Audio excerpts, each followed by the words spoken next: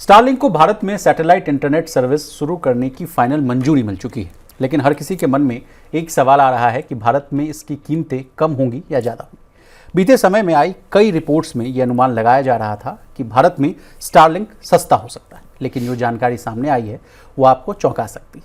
Starlink का tariff plan Bharat में भी वैसा ही रहने वाला है जैसा कि पड़ोसी देश जो है बांग्लादेश और भूटान में।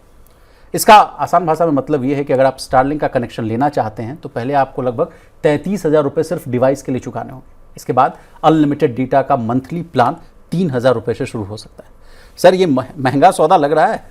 नहीं, बिल्कुल। एक जो खबर आ रही थी इससे पहले रिपोर्ट्स आई थी जिसमें यह कहा गया था कि 800 साढ़े 800 रुपए के आसपास का प्लान हो सकता है, $10। उसका पूरा एक तरह से वो उम्मीदों पर पानी फिरता हुआ दिखाई दे रहा है। और स्टारलिंक को लेके जो बात थी, जो पहले खबरें आ रही थी कि 3,000 साढ़े 3,000 रुपये प्लान होगा, 33,000 रुपीज़ का आपका जो फिक्स्ड जो उसका इंफ्रा है उसकी कॉस्ट आपको चुकानी पड़ेगी। तो अब ये अगर, और ये भी खबर सोर्सेज के हवाले से है, बाय द वे बता दें, जब तक माना ये जा रहा है कि अगले 2 से 3 महीने के भीतर स्टारलिंक अपनी सर्विसेज शुरू कर देगी। लेकिन अगर अब जो प्राइसिंग को लेके बात आ रही है, चाहे सोर्सेज के हवाले से ही सही, अगर ये प्राइसिंग रखने की, और इसमें रिपोर्ट में ये भी कहा गया है कि जो प्राइस पॉइंट श्रीलंका या भूटान में है तकरीबन वैसे ही, या बांग्लादेश में वैसे ही प्राइस पॉइंट भारत में रहेंगे स्टारलिंक की ऑफरिंग्स में। अब अगर ये इस तरह के प्राइसिंग पर स्टारलिंक इंडिया में एंट्री करती है या ग्राहक बनाना शुरू करती है, तो आप ये मानकर चलिए कि बहुत ज़्यादा मार्केट का एक्सेस मिल पाना या मार्केट में अपनी पेनिट्रेट कर पाना मुश्किल होगा, क्योंकि प्राइसिंग के हिसाब से भारत का बाजार बहुत ज़्यादा प्राइस सेंसिटिव है, अफोर्डेबिलिटी को तलाशने वाला बाजार है। 3,000 साढ़े 3,000 को अफोर्ड करने वाले बहुत चुनिंदा लोग होंगे। Exactly. और ऐसे में एक जो, अगर हम इसको दूसरे तरीके से देखें तो जो घरेलू टेलीकॉम, जो टेरेस्ट्रियल टेलीकॉम कंपनियां थीं, चाहे जियो हो, चाहे एयरटेल हो या वोडाफोन आइडिया, अगर ये 3,000 रुपये का प्लान लेके आती है स्टारलिंक, तो कम से कम इन कंपनियों को बहुत बड़ी राहत मिलेगी जिन्होंने ट्राई को लेके चिट्ठी लिख दी थी और जिन्होंने जो एक मैं वही प्रश्न पूछने वाला था सर कि COI भी चीखने लगे, बोलने लगे, उसके साथ जुड़ गए जियो वाले और एयरटेल वाले भाई साहब भी कि भाई आपने जिस तरह से उन्होंने फेवरेटिज्म का आरोप लगाया था, वो वाला मामला क्या था सर, उसको भी हम आपसे समझना चाहेंगे। बिल्कुल। इन जो cellular operators association of India है, COAI, उसने चिट्ठी लिखी सरकार को, DOT को, और कहा कि साहब जो ट्राई की रिकमेंडेशंस हैं कि स्पेक्ट्रम को, जो सेटकॉम है, उसको आप नीलाम नहीं करेंगे और हम उसको एलोकेट करेंगे, तो वो जो है वो एक तरह से लेवल प्लेइंग फील्ड वाला मामला नहीं रहेगा, वहाँ पे मुकाबला कमज़ोर हो जाएगा हमारे लिए, जो टेरेस्ट्रियल ऑपरेटर्स हैं उनके लिए। और स्टारलिंक को या कोई पर जो है अमेजॉन की, उनको बढ़त मिलेगी इस तरह के मामलों में।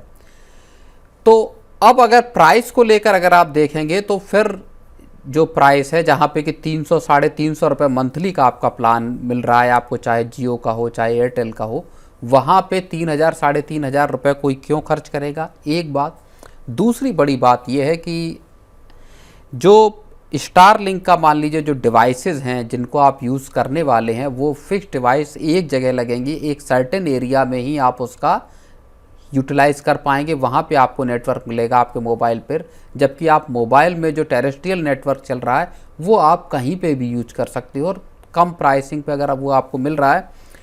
तो ये स्टारलिंक के लिए मुझे लगता नहीं कि आसान होगा फिर भारतीय जो ग्राहक हैं उन में अपनी जगह बनाने के लिए। सर, अगला प्रश्न मेरा ये है कि जिस तरह से हमारे व्यूअर भी पूछ रहे हैं कि सर से पूछिएगा कि जिस तरह से स्टारलिंक के साथ जो पार्टनरशिप की बात कही गई कि जियो ने पार्टनरशिप किया, एयरटेल ने भी पार्टनरशिप किया, VI भी बातचीत कर रही है, BSNL की भी बात खबर चल रही थी कि वो भी स्टारलिंक के साथ हाथ मिलाना चाहते हैं। ऐसे में अब जो प्राइस को लेकर हालांकि जो खबरें आ रही हैं कि 3,000 के आसपास हो सकता है, तो क्या इनके भी प्लान्स कुछ अफेक्ट हो सकते हैं, ये प्रश्न पूछ रही है जनता। सर, क्या इनके भी कीमतें बढ़ जाएंगी? क्या 3,000 वाले से पार्टनरशिप करेंगे तो फिर महंगा हो सकता है, नहीं महंगा हो सकता है, क्या है मामला ये, या पार्टनरशिप वाली पूरी कहानी आप? नहीं, पार्टनरशिप जो हुई है जियो की और मान लीजिए स्टारलिंक की, वो पार्टनरशिप है कि जैसे रिलायंस रिटेल के स्टोर हैं या डिजिटल के स्टोर हैं, वहाँ पर आपका जो स्टारलिंक का जो फिक्स्ड जो इंफ्रा है, जिसमें हो सकता है उनकी डिश एंटीना हो, बाकी मॉडेम वगैरह जैसे इक्विपमेंट हो,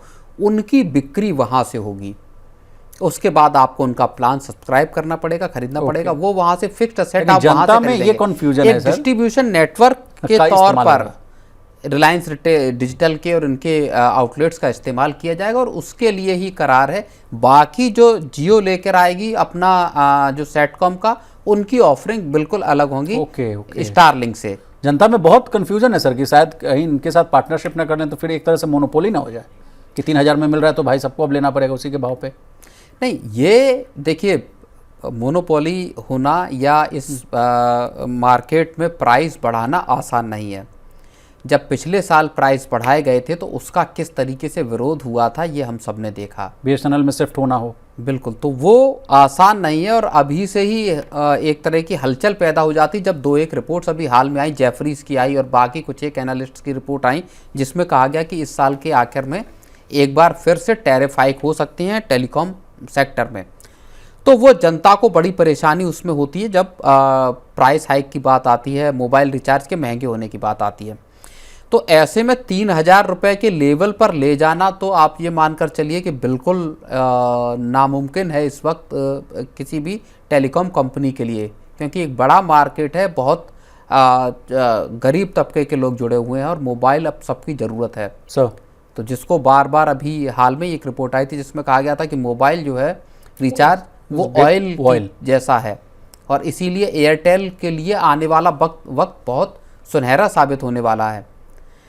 तो लेकिन इतना प्राइस हाइक कर पाना किसी के लिए आसान नहीं होगा। ये जो सेटकॉम है उसके लिए आपका स्टारलिंक की सर्विसेज ही इस कॉस्ट पर वो ला सकते हैं। अब उनका क्या मार्केट का गणित है वो देखना होगा, लेकिन ये कंपनियां भी अगर लेकर आती हैं सेटकॉम की सर्विसेज तो हो सकता है स्टारलिंक से सस्ती ही साबित हों। मेरा नेक्स्ट सवाल ये है सर कि जिस मोटिव से स्टारलिंक आ रही थी कि सुदूर क्षेत्र में, ग्रामीण क्षेत्र में हम पेनिट्रेट करने की कोशिश करेंगे, तो वहाँ अगर 3000 रुपये की अगर कीमत रखेंगे तो मुझे लगता है कि ये प्लान तो सक्सेसफुल नहीं हो पाएगा सर। अब देखिए, वहाँ पे जो इंस्टीट्यूशनलाइज तरीके से जो यूज़ करने वाली बात है, जैसे कॉलेजेस हो गए, आपका हेल्थ केयर सेंटर हो गए या गवर्नमेंट की जो फैसिलिटीज़ हो गई, मान लीजिए सरकारी दफ्तर हो गए, डिफेंस तो अपना करते, वो स्टारलिंक जैसे उसके साथ, हाँ बिल्कुल, डिफेंस, पैरामिलिट्री फोर्सेस वो कभी इसका यूज़ नहीं करेंगे। इनफैक्ट डीओटी ने तो सरकारी विभागों तक को चिट्ठी लिख दी है कि आप नहीं अभी